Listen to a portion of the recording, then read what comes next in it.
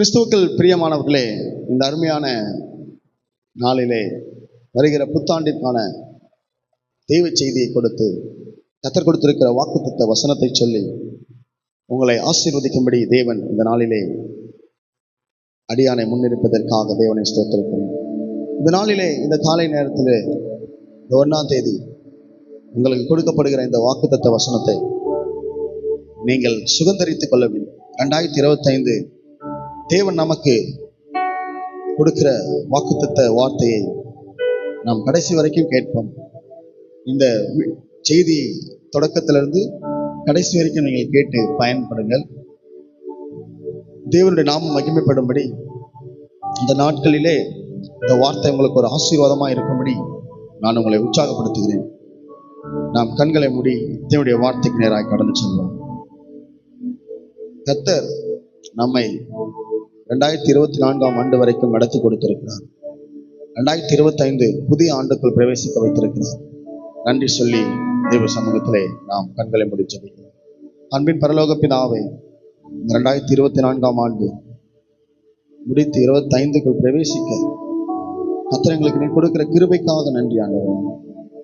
ஆண்டவரே, 25 ஆண்டுகள் 2025 ஆண்டுகள் எவ்வளவு பெரிய கிருபை ஆண்டவர். நாங்கள் நிற்பதும் நிர்மூலமாகாது இருப்பதும் சுத்த கிருபையாக இருக்கிறோம். அதற்காக உம்மை துதிக்கிறோம் ராஜா. என் உதடு உம்மை துதிக்கும் ஜீவனுள்ள நாட்கள் எல்லாம். என் உதடு உம்மை துதிக்கும் ஜீவனுள்ள நாட்கள் எல்லாம். உம் சமூகம் மேலானது, உயிரினும் மேலானது. உம் சமூகம் மேலானது, உயிரினும் மேலானது. என்னுதடு உம்மை துதிக்கும் ஜீவனுள்ள நாட்களெல்லாம். என்னுதடு உம்மை துதிக்கும் ஜீவனுள்ள நாட்களெல்லாம். உம் சமூகம் மேலானது, உயிரினும் மேலானது.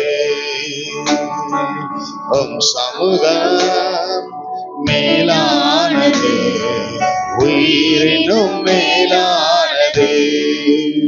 கர்த்தர் என் துணையாய் இருப்பதினாலே அவர் நிழலில் நான் அகமகிழ்ந்து களி கூறுகிறேன். இந்த 2025ஆம் ஆண்டு முழுவதும் நான் கர்த்தரை தேடி, கர்த்தரை மகிமைப்படுத்தி, கர்த்தரை ஆராதித்தேன். அவருக்காக பரலோக ராஜ்யத்திலே நான் அநேக கூட்டங்களை சேர்த்து அவரை மகிமைப்படுத்துகிற அந்த உறுதியை நான் எடுக்கப் போகிறேன் ஆண்டவரே. இறுதி வரை உண்மையே பின்தொடர்ந்து வருவேன் ஆண்டவரே. அப்பா, நான் ஒரு சிறு பிள்ளையைப் போல உம்மை நான் ஏற்றுக்கொண்டு அந்த பரலோக ராஜ்யத்தின் ஆசீர்வாதத்தை சுதந்திரிக்க போகிறேன் ஆண்டவரே. கர்த்தருடைய கரம் என்னை இந்த வருடம் முழுவதும் தாங்கி நடத்துவதற்கு என்னை நான் அர்ப்பணிக்கிறேன் ராஜா. என்னை நான் தகுதிப்படுத்துகிறேன் ஆண்டவரே. ஹல்லேலூயா. நீர் எனக்கு துணையாயிருப்பதா உம் நிழலில் அகமகிழ்கின்றேன். நீர் எனக்கு துணையாயிருப்பதா உம் நிழலில் அகமகிழ்கின்றேன். இறுதி வரை ஒருதையுடன் உம்மையை பற்றி கொண்டேன். தாங்குதையா உமது கரம். நான் இறுதி வரை ஒருதையுடன் உம்மையை பற்றி கொண்டேன். தாங்குதையா உமது கரம். என்னுதடு உம்மை துதிக்கும் ஜீவனுள்ள நாட்களெல்லாம். என்னுதடு உம்மை துதிக்கும் ஜீவனுள்ள நாட்களெல்லாம். உம் சமூகம் மேலானது, உயிரினும் மேலானது. அது உம் சமூகம் மேலானது. உயிரினும் மேலானது. ஆண்டவரே, முதலாவது தேவனுடைய ராஜ்யத்தை அவருடைய நீதியம் தேடுங்கள், அப்பொழுது எல்லாம் உங்களுக்கு கூட கொடுக்கப்படும் என்று சொன்னீரே.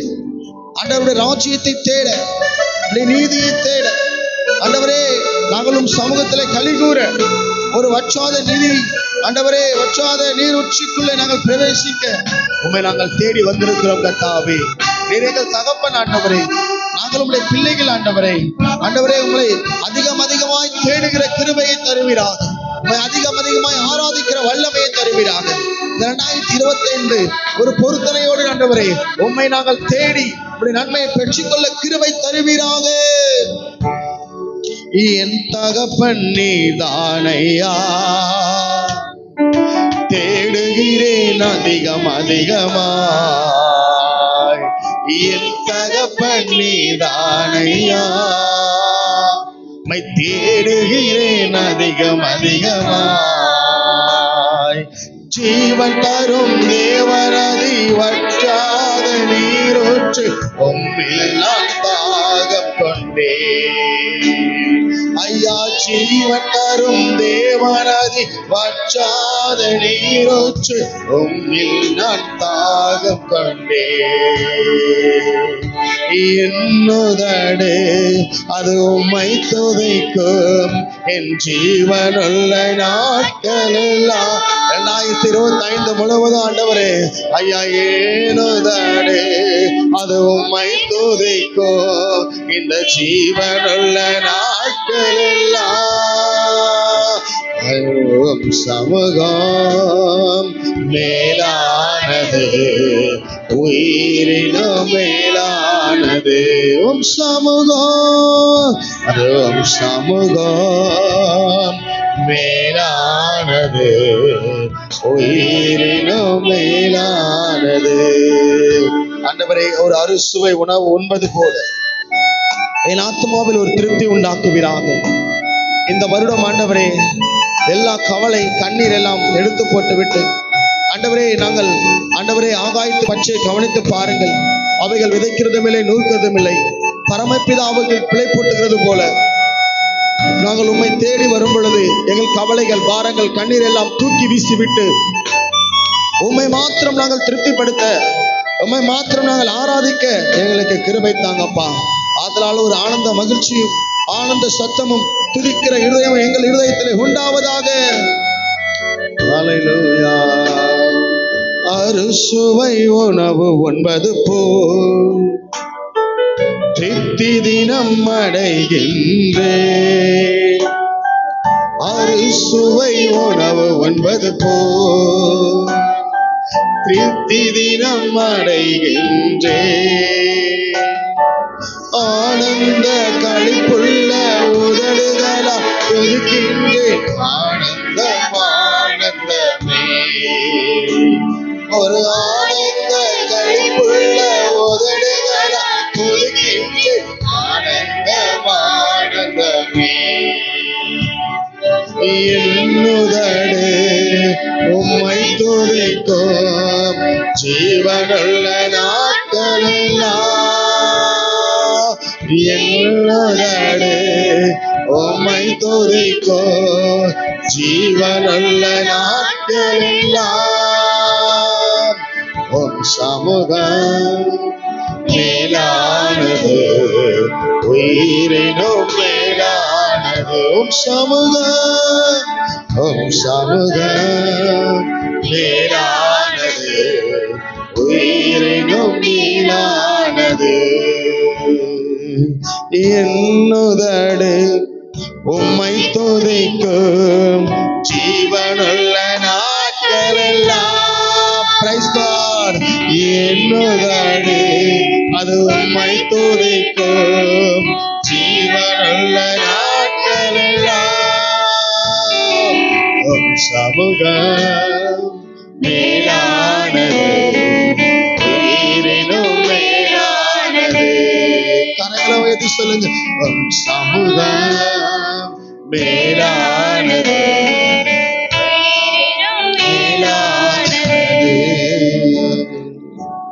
சமூகம் மேலானது. ஆண்டவரே, 1000 நாள் ஆகாமிய கூடாரங்கள் இருப்பதை பார்க்க கர்த்தருடைய ஆலய பிரகாரங்கள் இருக்கிற ஒரு நாள் மகிமையுள்ளதாக இருக்கிறது. எங்களோடு பேசும் ஆசீர்வாதம். ஆமென். Once again we wish you happy new year. 2025 உங்களுக்கு ஒரு ஆசீர்வாதமாக இருக்கும். தேவன் கொடுக்கிற அருமையான தேவனுடைய வார்த்தை, வாக்குத்தத்த வசனத்தை சொல்லி தேவனுடைய வார்த்தையை நான் பிரசங்கிக்க விரும்புகிறேன்.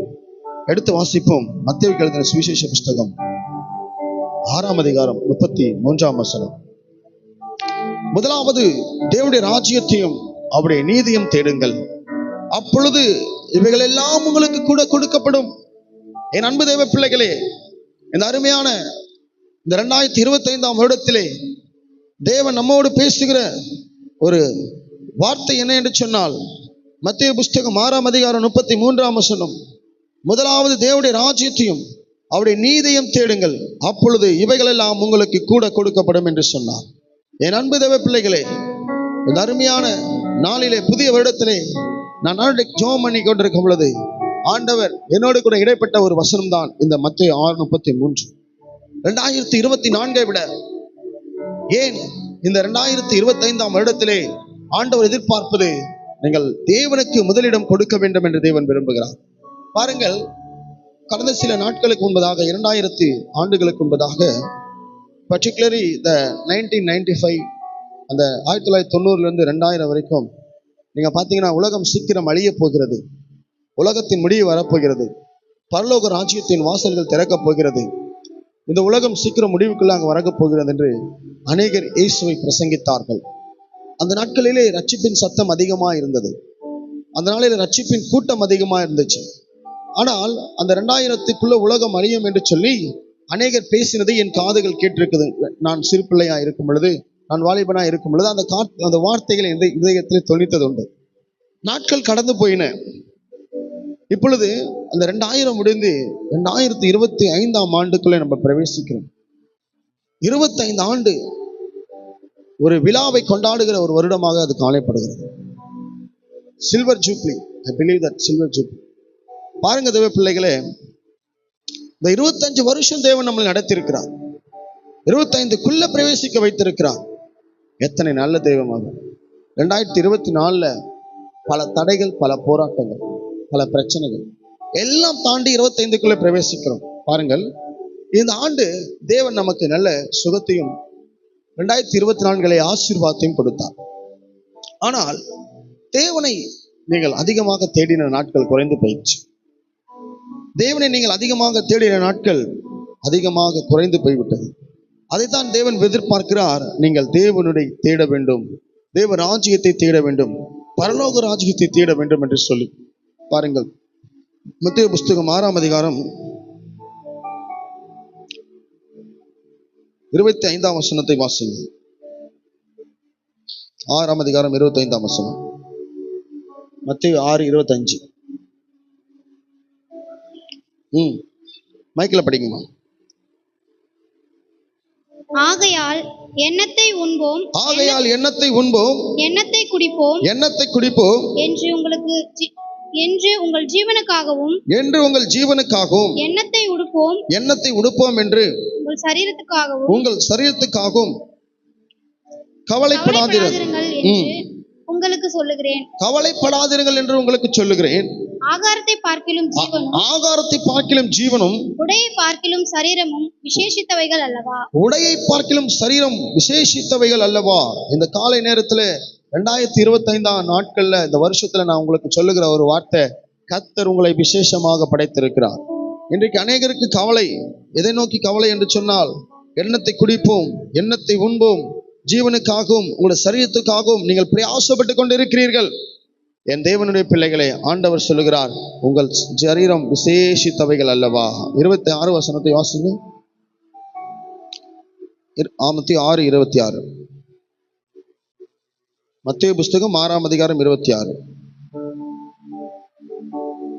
ஆகையால் ஆகாயத்து பட்சிகளை கவனித்து பாருங்கள். ஆகாயத்து பட்சிகளை கவனித்து பாருங்கள். அவைகள் விதைக்கிறதும் இல்லை, அவைகள் விதைக்கிறதும் இல்லை, அறுக்கிறதும் இல்லை, அறுக்கிறதும் இல்லை, களஞ்சியங்களில் சேர்க்கிறதும் இல்லை, களஞ்சியங்களில் சேர்த்து வைக்கிறதும் இல்லை. அவைகளையும் உங்கள் பரமபிதா பிழைப்பூட்டுகிறார். அவைகளையும் உங்கள் பரமபிதா பிழைப்பூட்டுகிறார். அவைகளை பார்க்கிலும் நீங்கள் விசேஷித்தவர்கள் அல்லவா? என் தேவ பிள்ளைகளே, ஆகாயத்து பட்சிகளை கவனித்து பாருங்கள். அவைகள் விதைக்கிறதும் இல்லை, அறுக்கிறதும் இல்லை, களஞ்சியங்களில் சேர்த்து வைக்கிறதும் இல்லை. அவைகளை பார்க்கிலும் நீங்கள் விசேஷித்தமானவர்கள்.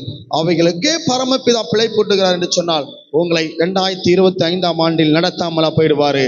அவரை தேடினவர்களுக்கு அவர் எல்லாவற்றையும் கொடுக்கிற தேவன். அல்லேலூயா. என் அன்பு தேவ பிள்ளைகளை, இந்த வசனத்தை கேட்கிற உங்க வாழ்க்கையில் ஆண்டவர் சொல்றாரு, 2024 நீ கிடைக்காததெல்லாம் 2025 கிடைத்து கர்த்தர் உன்னை வெற்றி பெறக்க செய்வார். ஆகாயத்து பட்சிகளை கவனித்து பாருங்கள். அவைகள் விதைக்கிறதும் இல்லை, அறுக்கிறதும் இல்லை, களஞ்சியங்களில் சேர்த்து வைக்கிறதும் இல்லை. அவைகளையும் உங்கள் பரமபிதா பிழைப்பூட்டுகிறார். அவைகளை பார்க்கிலும் நீங்கள் விசேஷித்தவர்கள் அல்லவா? இந்த அருமையான வசனத்தை கேட்கிறேன் அன்பு தேவ பிள்ளைகளே. இந்த 2025 நீங்கள் தேவனை தேடினால் நீங்கள் விசேஷித்தமானவர்கள். கர்த்தர் உங்கள் வாழ்க்கையிலே எல்லாவற்றையும் கொடுப்பேன் என்று சொல்லுகிறார். பாருங்கள், இன்றைக்கு அநேகருக்கு என்ன தெரியுமா?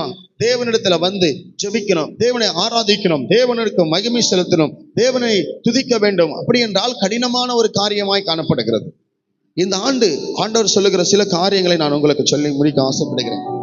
என்ன தெரியுமா தேவ பிள்ளைகளே, நீங்கள் கர்த்தருடைய பிள்ளைகள். கர்த்தரை தேடுகிறவர்களே அவர் கைவிட மாட்டார். கர்த்தரை தேடுகிறவர்களே அவர் புறம்பே தள்ள மாட்டார். கர்த்தரை தேடுகிறவர்களே அவர் ஒரு நாளும் தூக்கி எறிய மாட்டார். பாருங்கள், சங்கீதம் புஸ்தகம் 9ஆம் அதிகாரம் 10ஆம் வசனத்தை வாசிப்போம். சங்கீதம் 9:10.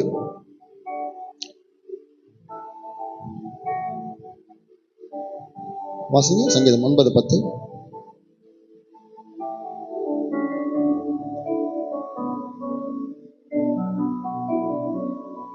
வாசிங்க. கர்த்தாவே, உம்மை தேடுகிறவர்களை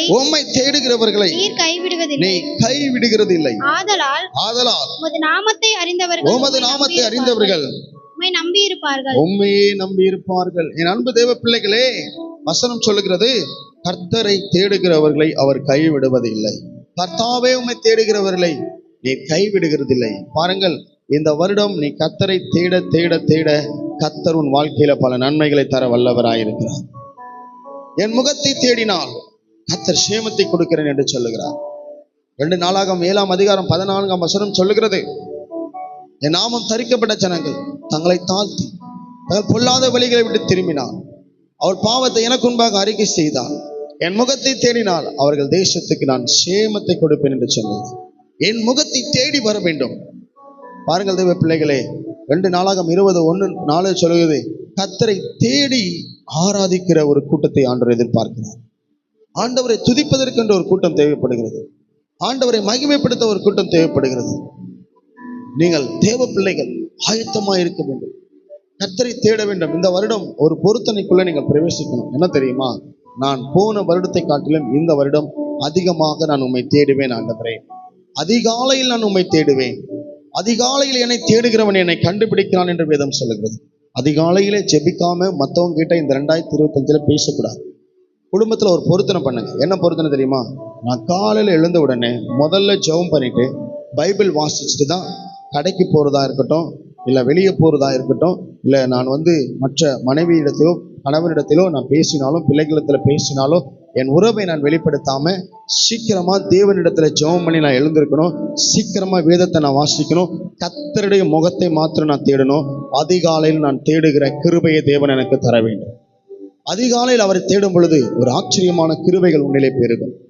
அதிகாலையில் அவரை நோக்கி பார்க்கும் பொழுது உன் வாழ்க்கையிலே ஆசீர்வாதத்தை பார்ப்பாய். அதிகாலையில் தேடுகிறது ஒரு ஆசீர்வாதம். அவர் முகத்தை தேடி பார்ப்பது ஒரு ஆசீர்வாதம். இந்த காலை நேரத்தில் நான் உங்ககிட்ட சொல்ற ஒரு அருமையான வசனம், இந்த 2025 ஒரு பொருத்தனை பண்ணுங்க. ஆண்டவரே, உம்மை நான் அதிகமாக தேட வேண்டும். ஆண்டவரே, இத்தனை ஆண்டுகள் நான் ஜீவனோடு இருக்கிறேன். இந்த 2025 நான் உம்மை மாத்திரம் தேடுவேன்.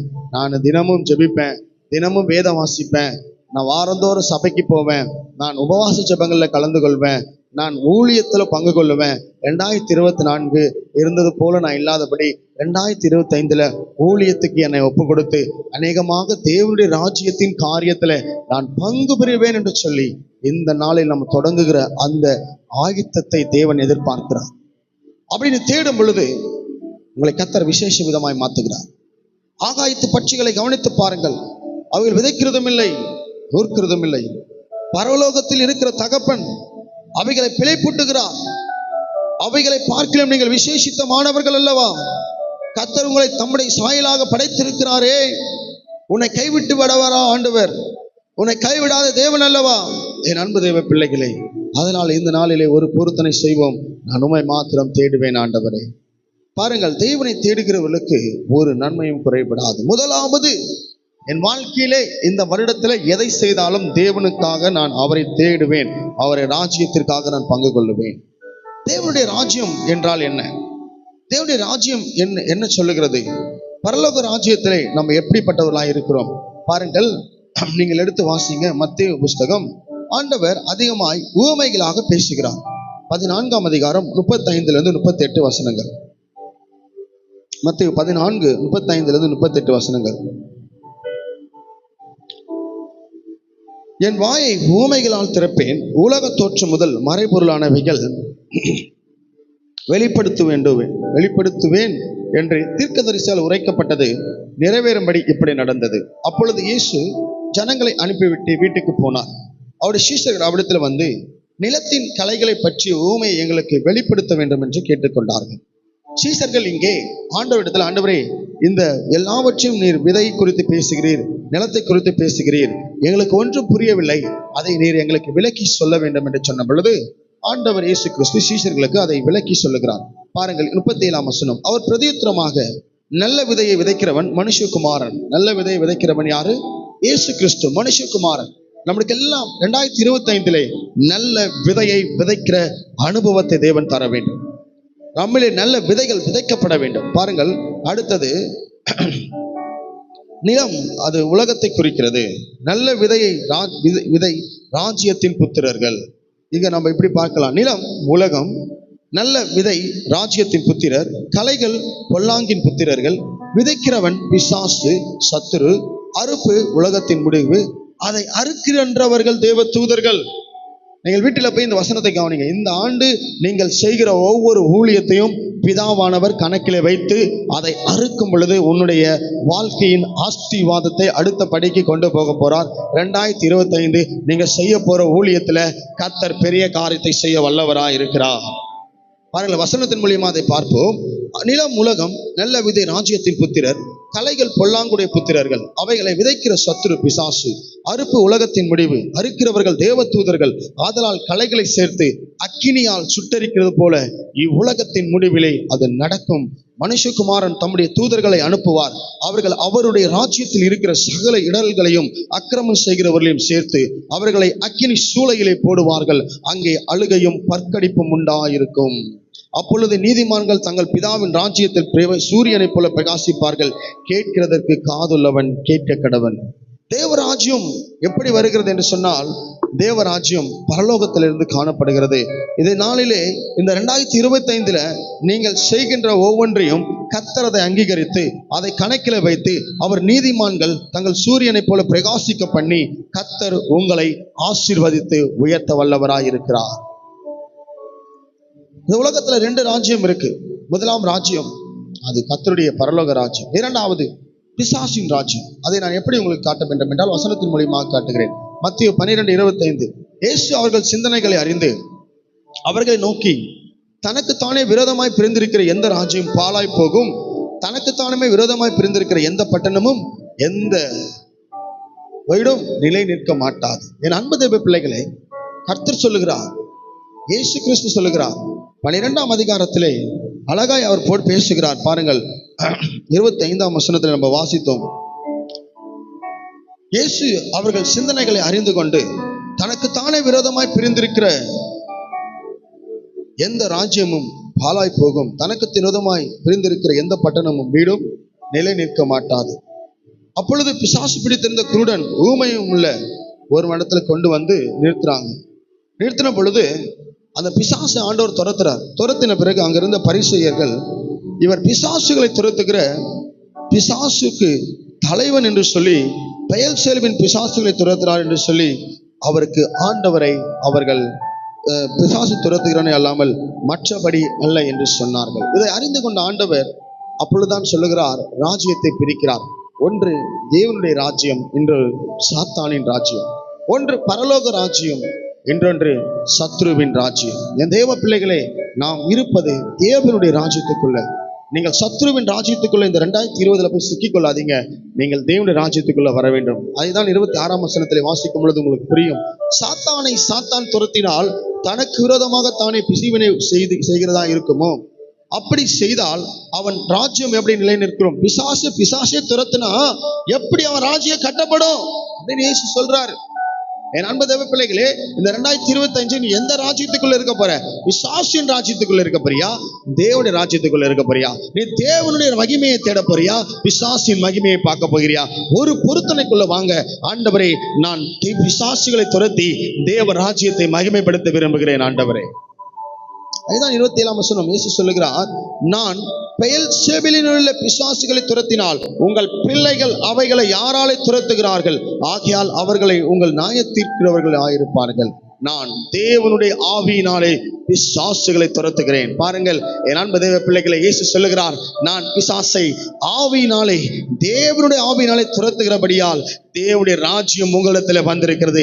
தேவ ராஜ்யம் எப்படி வந்தது என்று சொன்னால், ஆண்டவர் இந்த பிசாசின் ராஜ்யத்தை அழித்து ஆண்டவருடைய ராஜ்யத்தை கட்டுவதற்காக இயேசு இந்த பூமிக்கு வந்தார். அதே போல தான் கர்த்தருடைய பிள்ளைகளாகிய நாம் பிசாசின் ராஜ்யத்தை 2025 அழித்து தேவ ராஜ்யத்தை கட்டும்படியாக கர்த்தர் நம்மை அழைத்திருக்கிறார். 2025 ஒரு முடிவு கட்டணும். பிசாசின் ராஜ்யம் எங்கெங்கெல்லாம் இருக்கிறதோ எல்லாவற்றையும் அழித்து தேவ ராஜ்யத்தை நான் கட்ட வேண்டும் ஆண்டவரே. தேவ ராஜ்யத்தை நாம் கட்ட வேண்டும். ஆண்டவர் இயேசு சொல்லுகிறார், பலவானை முந்தி கட்டுங்கள். பலவானுடைய உடைமைகளை நீங்கள் எப்படி கொள்ளையிட முடியும்? நீங்கள் கொள்ளையிட வேண்டும் என்றால் அவன் ராஜ்யத்தை நீங்கள் முந்தி கட்ட வேண்டும் என்று சொல்லுகிறார். என் அன்பு தேவ பிள்ளைகளை நன்றாய் புரிந்து கொள்ளுங்கள். நீங்கள் கர்த்தரோடு இருந்தால் மாத்திரமே, தேவ ராஜ்யத்துக்குள் இருந்தால் மாத்திரமே நீங்கள் கர்த்தருடைய மகிமையை பார்க்க முடியும், தேவ பிரசன்னத்தை உணர முடியும். ஆண்டவரோடு இல்லாத பிள்ளைகள் தேவ ராஜ்யத்துக்குள்ளே நிற்க முடியாது. இந்த ஆண்டு நீங்கள் தேவனுடைய ராஜ்யத்தின் பிள்ளைகளாக இருக்க வேண்டும். சொல்லுங்க, நான் 2024 எப்படிப்பட்ட ராஜ்யத்தில் இருந்தேன்னு தெரியல. நான் பிசாசின் ராஜ்யத்தில் இருந்தேனா தேவனுடைய ராஜ்யத்தில் இருந்தாலும் தெரியல. ஆனா இன்றைக்கு பிசாசின் ராஜ்யத்தை அளிக்கும்படி கர்த்தர் தேவ ராஜ்யத்துக்குள்ள என்னை கொண்டு வந்திருக்கிறார். நான் பிசாசுகளை துரத்தி, பெயல்செபூலின் ஆவிகளை துரத்தி ஆண்டவருடைய நாமத்தை நான் மகிமைப்படுத்துவேன். 2025 என் நாவுகள் அவரை துதிக்கும், என் நாவுகள் அவரை போற்றும். நான் ஆண்டவரை மகிமைப்படுத்துவேன். நான் ஆவியானவருக்கு விரோதமாய் நிற்க மாட்டேன். நான் ஆவியானவருடைய சபைக்கு விரோதமாய் நிற்க மாட்டேன். நான் ஊழியத்துக்கு விரோதமாய் நிற்க மாட்டேன். தேவ ராஜ்யத்துக்கு விரோதமாய் நிற்க மாட்டேன். என் வாழ்க்கையில் நான் சாபத்தை எடுத்துக்கொள்ள மாட்டேன். 2025 எனக்கு ஆசீர்வாதம் உள்ள ஆண்டாயிருக்கும். தேவராஜ்யம் என்பது மத்தேயு 25:1-13 இயேசு சொல்லுகிறார், 10 கன்னிகைகளுக்கு அது ஒப்பாய் இருக்கிறது என்று சொல்லுகிறார்.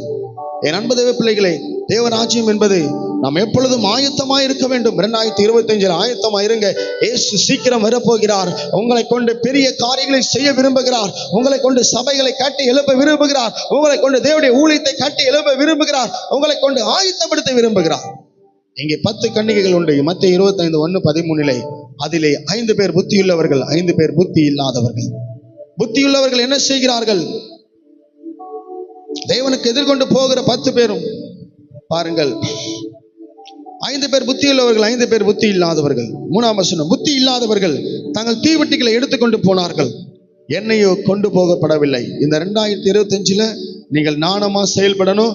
இல்லைன்னா பிசாசு உங்களை கொண்டு அவன் ராஜ்யத்தை கட்டி முடிச்சிடும். நீங்க தேவ ராஜ்யத்துக்குள்ளதான் இருக்கீங்க. 10 பேர் தேவனை நோக்கி தான் புறப்பட்டு போறாங்க. ஆனால் அதுல 5 பேர் பாருங்க, தீவட்டிகளை எடுத்துக்கொண்டு போனார்கள், எண்ணெய் கூட கொண்டு போகப்படவில்லை. 4ஆம் வசனம், புத்தி உள்ளவர்கள் தங்கள் தீவட்டிகளை கூட தங்கள் பாத்திரங்களில் எண்ணெயும் கொண்டு போனார்கள். இதுதான் ஆயத்தம். இதுதான் தேவனை ஒழுங்காய் தேடுவது.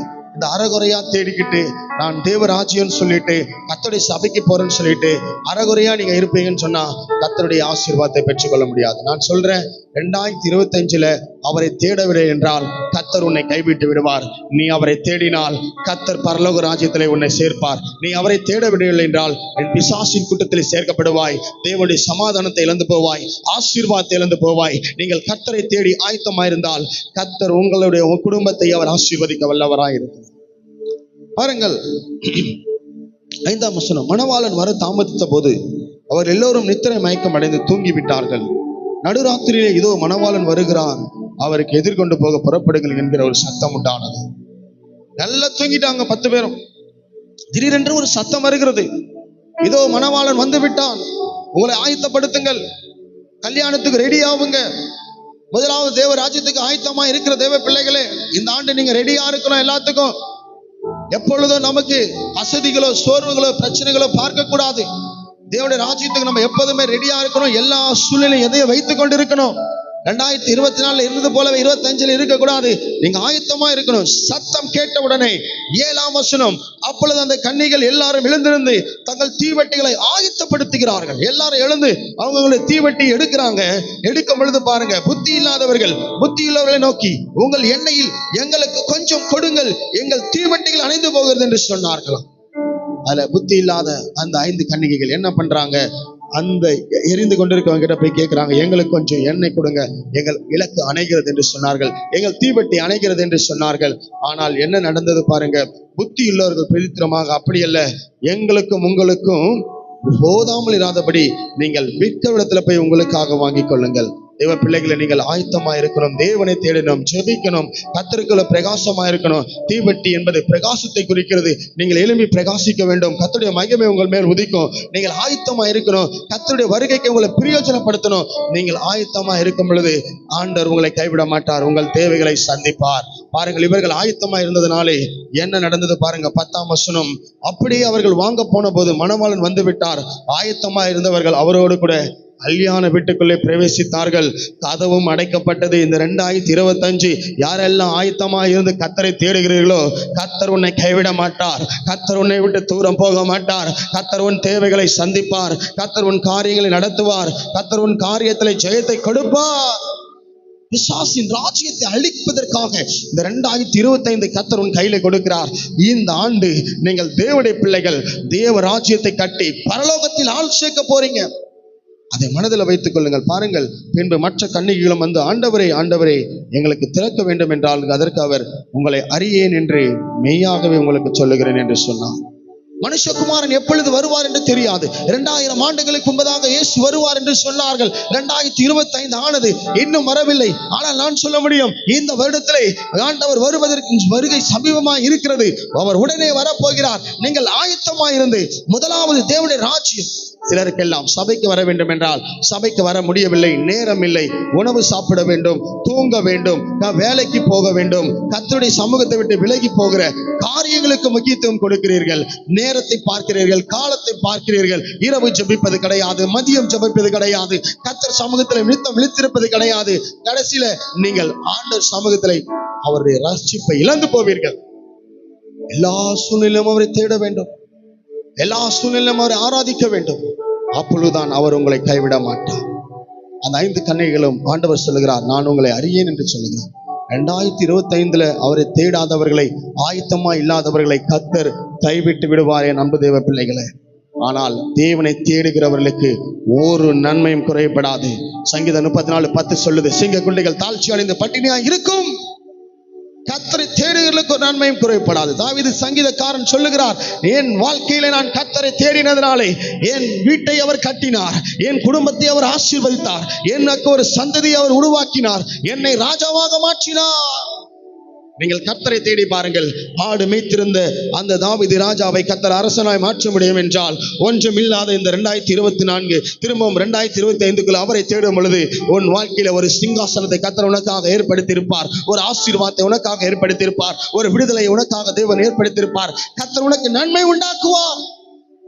He will bless like anything. என் அன்பு தேவ பிள்ளைகளை, இந்த காலை வேளையில் ஆண்டவர் சொல்லுகிறார், உன்னை நான் ஆசீர்வதிக்கவே ஆசீர்வதித்து உன்னை பெருகவே பெருக சொன்னேன். ஆண்டவர் ஆபிரகாம் இடத்துல சொன்னார், நீ போய் எனக்கு பலி செலுத்து என்று சொன்னார். அவன் அதிகாலமே புறப்பட்டு போகிறான்.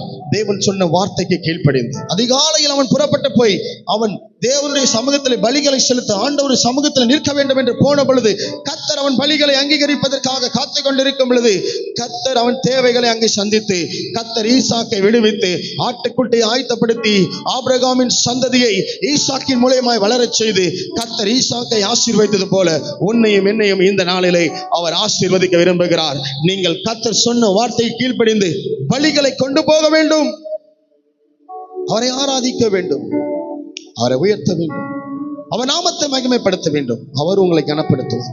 அவர் உங்களை கைவிடாத தேவன். பொழுதுல உன்னை கைவிட்டு இருக்கலாம் 2024, இந்த 2025 கர்த்தர் உன்னை கைவிட மாட்டார். அவரை தேடும் பொழுது 2024 நிறைய காரியத்தை நீ இழந்திருக்கலாம். மனிதர்கள் இழந்திருக்கலாம், பொருளை இழந்திருக்கலாம், வீட்டை இழந்திருக்கலாம், வருமானத்தை இழந்திருக்கலாம், சுகத்தை இழந்திருக்கலாம். ஆனா 2025 அவரை தேடும் பொழுது கர்த்தர் உனக்கு நிச்சயம் அதை தர வல்லவராயிருக்கிறார்.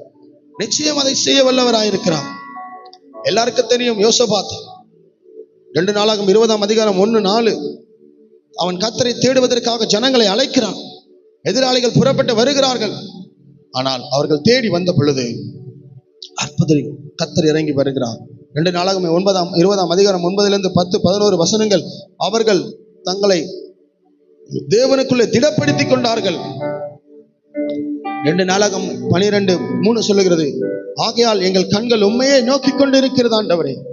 எதிரியின் பாளையத்தில் நின்று கொண்டிருக்கிற யோசபாத்துக்கு ஆண்டவர் முகத்தை தேட வேண்டும் என்ற ஒரு வாஞ்சையை ஆண்டவர் அவனுக்குள்ள வைத்ததுனாலே அந்த வருஷத்துல அந்த நாள்ல கர்த்தர் அவன் எதிரிகளை அவன் கையில ஒப்பு கொடுத்தான். நான் உங்களுக்கு சொல்லுகிறேன், இங்கே கர்த்தருடைய ஆவி என்மேல் இறங்கினபடினாலே, இங்கே கர்த்தருடைய அபிஷேகம் என்மேல் இறங்கினபடினாலே ஆவியானவர் சொல்லுகிறார், உனக்கு விரோதமாய் எழும்புகிற எந்த ஆயுதம் வாய்க்காது.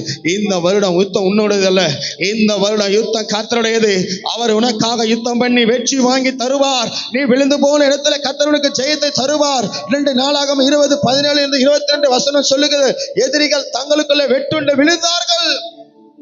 நீ கர்த்தரை தேட தேட தேட தேவ ராஜ்யத்துக்கு விரோதமாய் நிற்கிற எல்லா எதிரிகளும் விழுவார்கள். உனக்கு விரோதமாய் இருக்கிற எல்லா எதிரிகளும் விழுந்து போவார்கள். உனக்கு விரோதமாய் இருக்கிற பிசாசின் ராஜ்யம் அழிக்கப்படும். உனக்கு விரோதமாய் இருக்கிற மனித வல்லமைகள் அழிக்கப்படும். உனக்கு விரோதமாய் இருக்கிற சத்துருக்கள் வல்லமைகள் அழிக்கப்படும்.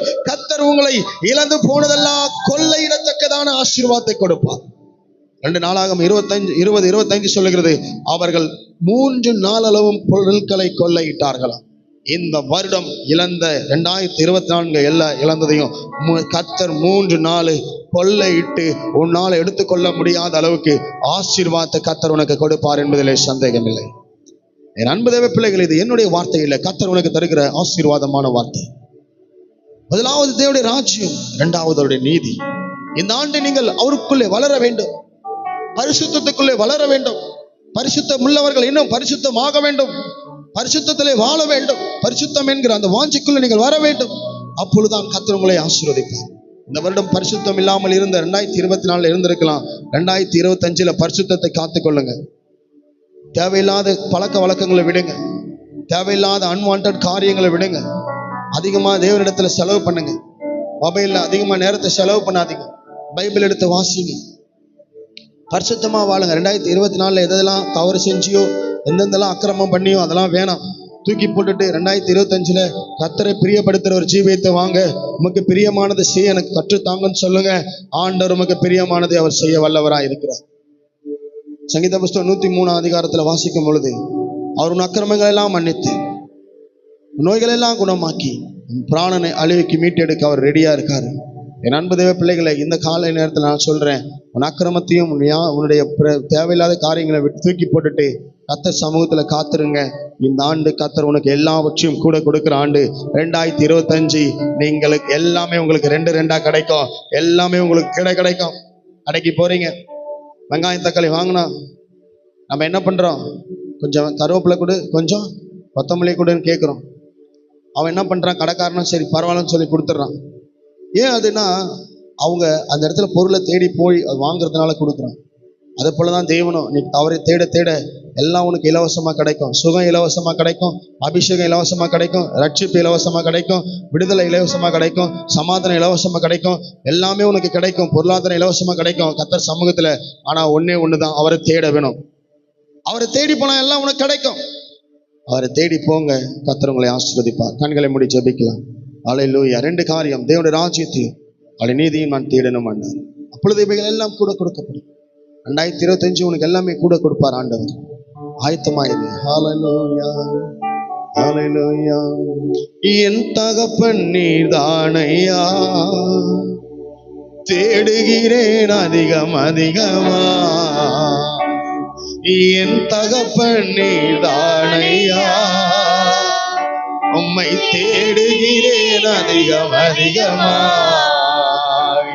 ஜீவன் தரும் தேவனதி வற்றாத நீரூற்று, உம்மில் நான் தாகம் கொண்டேன்.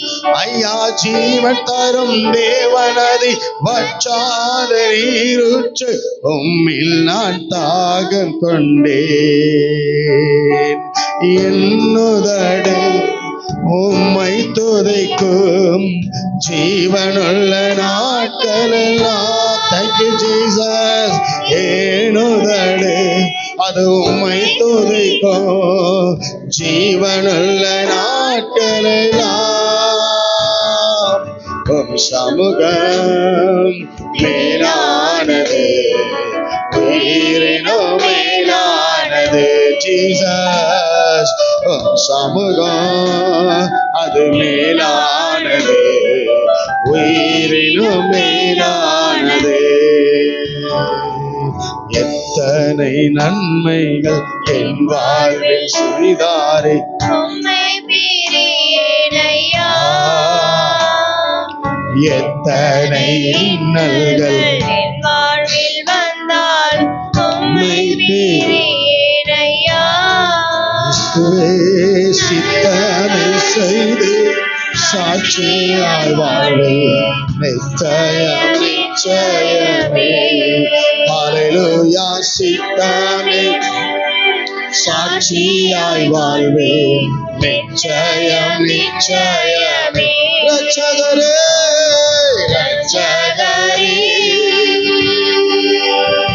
எங்கள் இயேசுநாதா. ஒவ்வொரு வீடுகளுக்குள்ளும் தேவ தூதர்கள் பிரவேசித்துக் கொண்டிருக்கிறார்.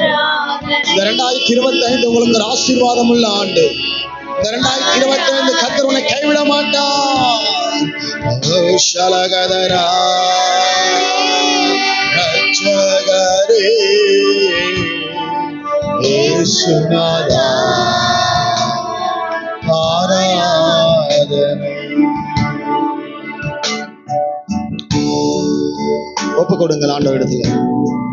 2024 போல நான் இருக்க மாட்டேன் ஆண்டவரே. 2025 உம்முடைய சமூகத்தை நான் தேடுவேன். நித்தமும் நான் விழித்திருப்பேன், சத்தமிட்டு கூப்பிடுவேன், அடக்கிக் கொள்ள மாட்டேன்.